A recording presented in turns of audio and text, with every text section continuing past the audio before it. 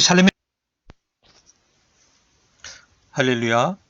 오늘도 하나님의 크신 은혜와 사랑이 영상으로 예배 보시는 여러분과 함께 하시기를 기원합니다. 먼저 사도신경으로 신앙 고백 하시겠습니다. 전능하사 천지를 만드신 하나님 아버지를 내가 믿사오며 그 유아들 우리 주 예수 그리스도를 믿사오니 이는 성령으로 잉태하사 동정녀 마리아에게 나시고 본디오 빌라도에게 고난을 받으사 십자가에 못 박혀 죽으시고 장사한 지 사흘 만에 죽은 자 가운데서 다시 살아나시며 하늘에 오르사 전능하신 하나님 우편에 앉아 계시다가 저리로서 산자와 죽은 자를 심판하러 오시리라. 성령을 믿사오며 거룩한 공의와 성도가 서로 교통하는 것과 죄를 사하여 주시는 것과 몸이 다시 사는 것과 영원히 사는 것을 믿사옵나이다. 아멘. 함께 기도하시겠습니다. 사랑의 하나님 아버지, 감사합니다. 거룩한 주일을 맞이하여 이 시간 영상으로 예배드리게 하시니 감사드립니다. 지난 한 주간 하나님의 뜻대로 살지 못한 저희의 잘못을 용서하여 주시옵소서.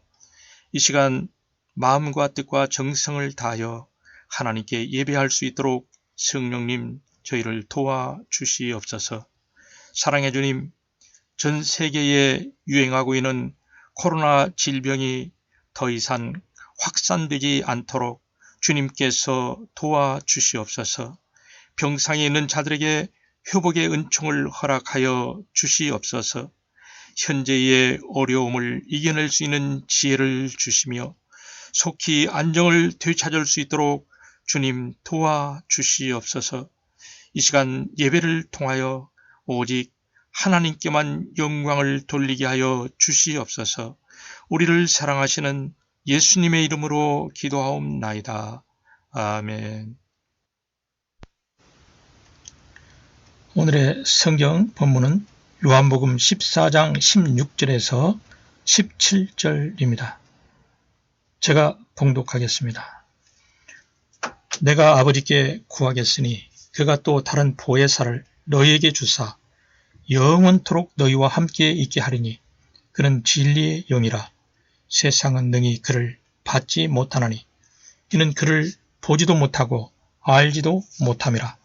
그러나 너희는 그를 아나니 그는 너희와 함께 거하시며 또 너희 속에 계시겠음이라. 아멘. 할렐루야. 오늘도 하나님의 크신 은혜와 사랑이 주일 예배드리는 여러분께 함께 하시기를 바랍니다. 유치원 선생님들의 가장 큰 애로점은 아이들과 말이 통하지 않는다는 것입니다. 그래서 선생님들은 아이들이 알아들을 수 있는 수준까지 말을 낮춰서 해야 합니다. 아무리 좋은 말을 들려줘도 듣는 사람이 그것을 깨닫지 못한다면 아무 소용이 없습니다. 오늘 이야기는 우리가 신앙생활을 잘 하도록 우리를 깨닫도록 도와주시는 성령님에 대한 이야기입니다. 본문에 보면은 성령님을 수식하는 단어로 보혜사라는 단어가 나옵니다. 보혜사는 은혜를 베푸시는 분이라는 뜻입니다. 보혜사는 영어로 comforter 또는 counselor로 표기됩니다. 몽골어로는 도우미, 후원자, 보조 등의 뜻을 갖는 토슬락치라는 단어를 사용합니다. 원문 헬라어로 파라클레토스라고 표기됩니다. 파라클레토스는 도우시는 분, 상담자, 위로자라는 뜻이 있습니다. 이 단어는 본래 변호사나 중재자를 뜻하는 법정 용어에서 유래한 말이라고 합니다. 이 용어에는 인간을 향한 성령님의 입장과 사명과 사역이 한마디로 집약되어 있습니다. 예수님께서 진리의 영이신 성령님을 소개하면서 이 단어를 사용하셨습니다. 성령님은 예수 그리스도를 믿는 성도들을 돕는 분이요 보혜사이십니다. 성령님은 우리 그리스도인의 마음에 내주하시며 우리를 위해 변호하시고 중재하시고 상심한 마음을 위로해 주시는 일을 하고 계십니다. 성령님이 우리에게 오시는 목적은 우리의 연약함을 돕고자 하시는 것입니다. 예수님이 구하여 하나님께서 보내신 성령님을 보내신 것은 죄성을 가진 연약한 성도가 하나님의 백성으로 살 수 있도록 돕게 하려는 것이었습니다. 보혜사 성령님은 예수님께서 하신 일과 똑같은 일을 하십니다. 본문 16절에서는 또 다른 보혜사란 표현을 예수님이 사용하셨습니다. 그 말은 처음 보혜사, 즉 원래의 보혜사를 전제로 하신 말씀입니다. 처음 보혜사는 바로 예수님이십니다. 예수님께서 처음 보혜사로 이 세상에 오셨고 그 다음에 성령님이 또 다른 보혜사로 오시는 것입니다. 헬라어에는 다른이라는 뜻을 가진 말이 두 가지 단어가 있습니다. 첫째는 헤테로스라는 단어입니다. 헤테로스라는 단어는 본질과 기능이 전혀 다를 때 사용하는 단어입니다. 예로서 책과 시계는 전혀 다른 물건입니다. 책과 시계는 헤테로스합니다 라고 말할 수 있죠. 두 번째 사용들은 다른이라는 단어는 알로스라는 단어입니다. 이 단어는 기능이나 재질이 동일한 것이 하나도 있을 때 사용한 단어입니다. 예를 들어 말하자면 우리가 앉아있는 의자를 한번 예를 들어 말해봅시다. 여러분이 지금 앉아있는 의자는 형태나 재질이나 기능이 동일합니다. 그래서 이 앞쪽의 의자 말고 뒤쪽에 있는 다른 의자를 지칭할 때 알로스라는 단어를 사용합니다. 본문 16절에서 또 다른 보혜사라는 말을 할 때 사용된 단어는 헤테로스가 아닌 알로스라는 단어입니다. 즉 성령님께서는 예수님과 다른 분이 아니라 예수님과 똑같은 신적인 능력을 가지고 똑같은 활동을 하시는 분이시라는 뜻입니다. 성령님께서 우리에게 오신 것은 예수님께서 오신 것이나 다름없습니다. 예수님은 오늘날 하나님 아버지가 보내시는 성령을 통해서 우리 가운데 내주하시며 우리 가운데 계십니다. 성령님을 통해서 예수님과 동행하는 것이며 예수님과 사귐을 갖게 되는 것입니다. 예수님을 영접한 성도들에게 이미 성령님을 통해서 예수님께서 와 계십니다. 예수님께서 제자들에게 복음 전파의 사명을 맡기고 가시면서 염려하지 말라고 하신 것도 바로 이 때문입니다. 성령님은 예수님의 영이십니다. 사도 바울의 제2차 선교 여행 시에 아시아 지역에 사도 바울은 복음을 전하고 싶었지만 유럽의 관문인 마게도냐로 가서 복음을 전하였습니다. 왜냐? 아시아에 복음을 전하는 것을 예수님의 영이 허락하지 않았다고 성경이 기술하고 있습니다. 사도행전 16장에 나오는 이야기죠. 사도행전 16장에서는 성령과 예수님의 영을 구분하지 않고 번갈아 사용하고 있습니다. 예수님께서는 공생의 기간 동안 가르치셨고 전파하시고 치유하시는 사역을 하셨습니다. 그러나 예수님께서는 인간의 몸을 입고 오셨기 때문에 이동의 한계가 있었습니다. 갈릴리에 계셨을 때는 예루살렘에 있는 사람들이 예수님을 만날 수 없었고 예루살렘에 계실 때면 갈릴리 사람들이 예수님을 만날 수가 없었습니다. 그런데 예수님의 영이신 성령님은 하나님의 영이신 성령님은 육신을 입지 않으셨기에 시간과 공간의 제약을 받지 않고 활동하십니다. 우리는 성령님을 통해서 시공을 초월하여 예수 그리스도를 만날 수 있는 것입니다. 성령님은 지금도 우리 안에 내주하셔서 우리를 도와주고 계십니다. 마치 성품이 좋고 성실한 최고의 전문 도우미가 24시간 우리를 돕기 위해서 항상 대기하고 있는 것과 같이 말입니다. 보혜사로 오신 성령님은 우리에게 예수님이 말씀하신 것을 가르쳐 주시는 분이십니다.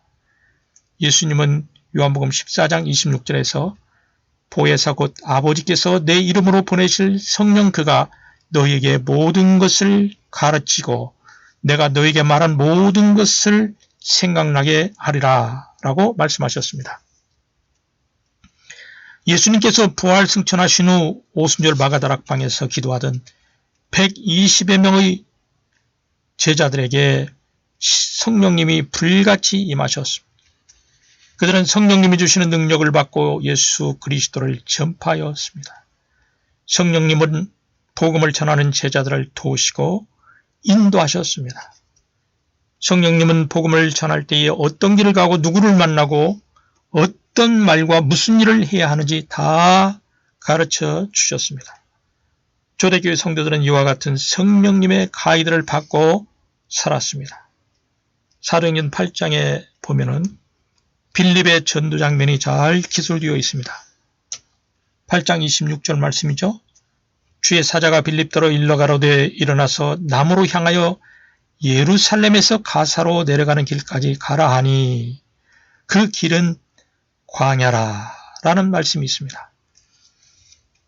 빌립이 예루살렘 성에서 복음을 잘 전파하고 있는데 성령님이 뜬금없이 광야로 가라고 말씀하셨습니다. 광야는 사람이 없는 곳입니다.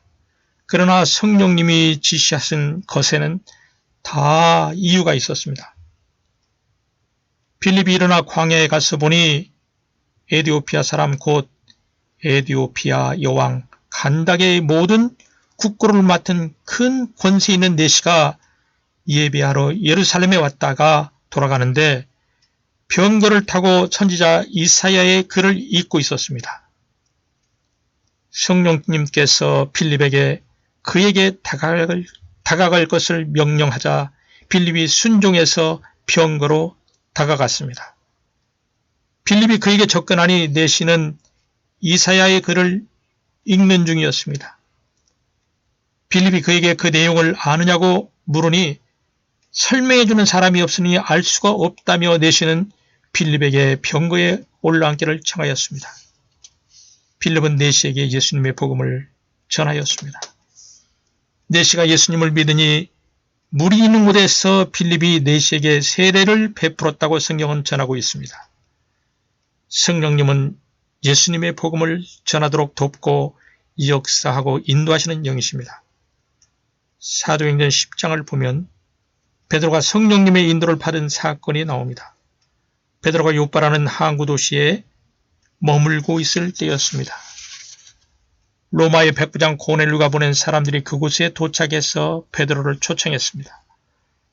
당시 이스라엘 사람들은 이방인을 부정하게 여겨 함께 식사하거나 함께 어울리지 않았습니다. 베드로도 당연히 이방인 백부장인 고넬류의 초청을 꺼려했습니다. 그러나 성령께서는 직접 베드로에게 의심하지 말고 함께 가라 이렇게 말씀하셨습니다. 베드로는 성령님의 지시를 받고 고넬류의 초대에 응했습니다. 로마의 군인 백부장 고넬류의 집에 가서 복음을 베드로는 전했습니다. 놀랍게도 고넬류와 그의 가족이 복음을 받아들이고 모두 구원받는 역사가 일어났습니다. 이 일을 계기로 복음이 유대인의 울타리를 넘어서 이방인에게까지 전파되었습니다. 이 모든 일들이 성령님이 이끄신 역사였습니다. 성령님의 인도하심으로 복음이 활발하게 전파되는 역사가 나타난 것입니다.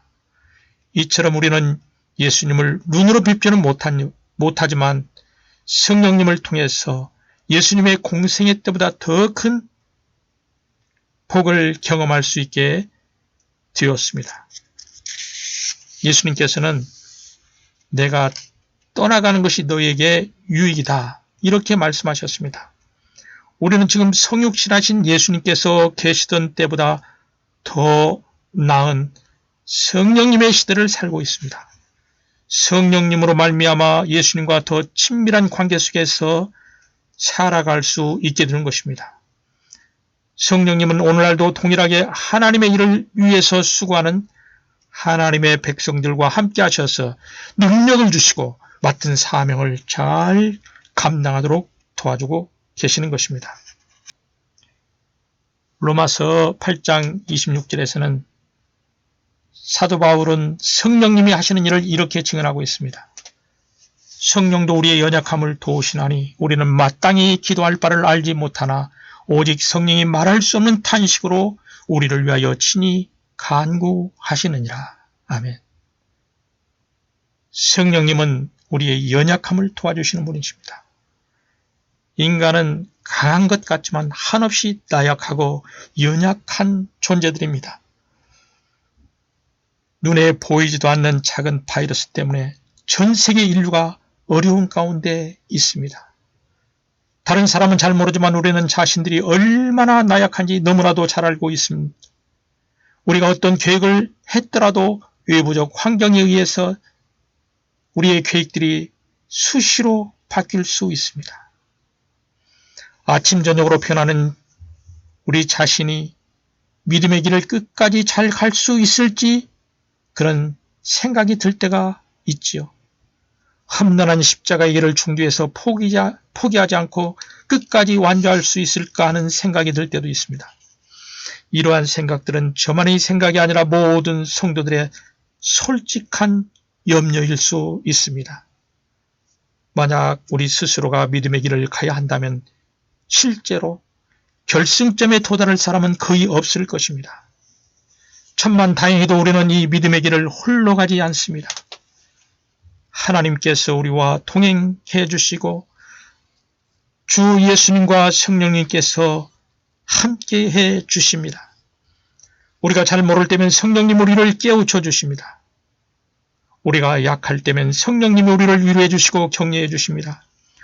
우리가 두려워할 때면 성령님이 우리에게 용기를 주십니다. 우리가 주저앉아 어쩔 수 없을 때면 성령님이 우리의 손을 잡아 일으켜 주십니다. 그래서 우리는 우리 자신을 의지하면 안 됩니다. 우리를 전면에 내세우면 안 됩니다. 성령님이 삶의 전면에서 인도하시도록 성령님께 주도권을 내어 주어야 합니다. 우리 자신이 삶의 주어가 되게 해서는 안 됩니다. 성령님이 우리의 삶을 이끄시도록 맡겨드려야 합니다. 사랑하는 여러분, 날마다 자신을 부인하고 성령님을 앞세우며 연약함을 극복하는 저와 여러분이 되시기를 바랍니다. 성령님은 우리를 위해 탄식함으로 기도해 주시는 분입니다. 평소에 기도를 잘하는 사람도 어려운 일을 만나게 되면 기도가 잘 나오지 않습니다. 감당하기 어려운 질병에 걸리거나 또 앞으로도 뒤로도 갈 수 없는 답답한 상황을 만나면 기도할 생각조차 잊어버리게 됩니다. 낙심에 빠지게 됩니다. 너무 막막하고 너무 절망스러워서 어떻게 기도해야 될지 잊을 때가 있습니다. 이러한 영적 침체와 고립 속에 있을 때 연약한 성도를 기도로 도우시는 분이 바로 성령님이십니다. 성령님은 우리의 연약한 상황 속에 개입하셔서 하나님의 뜻대로 우리를 위해서 간구해 주십니다. 성령님은 하나님의 뜻을 헤아리며 하나님의 뜻에 온전히 합하는 기도를 드려주시기 때문에 하나님이 그 성령님의 기도에 귀를 기울여 주십니다. 우리는 성령님의 도우심으로 다시금 힘을 얻어 기도할 수 있게 되는 것입니다. 캄캄한 영적 어둠에 둘러싸여 있다 할지라도 우리를 대신해 기도하시는 성령님이 계시기에 우리는 든든합니다. 사랑하는 여러분, 힘들고 어려울 때 성령님이 말할 수 없는 탄식으로 우리를 위해 친히 간구해 주심을 믿고 용기를 가지고 힘차게 사는 저와 여러분이 되시기를 바랍니다. 성령님이 연약한 우리를 돕듯이 우리도 연약한 자를 배려하면서 살아야 합니다. 바울은 로마서 14장 1절 이하에서 믿음이 연약한 자를 받아들이고 비판하지 말라고 권면합니다. 또한 15장 1절에서도 믿음이 강한 자는 약한 자의 약점을 담당하고 자기를 기쁘게 하지 말라고 권면합니다. 사도 바울이 활동할 당시에 어떤 사람은 예수님을 믿고 모든 음식을 가리지 않고 먹을 수 있을 만큼 강한 믿음이 있었습니다.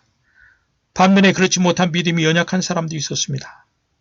당시에 유대인의 율법적 관습에 매여서 고기 음식은 못 먹고 채소만 먹는 사람들이 바로 연약한 믿음의 사람들이었습니다.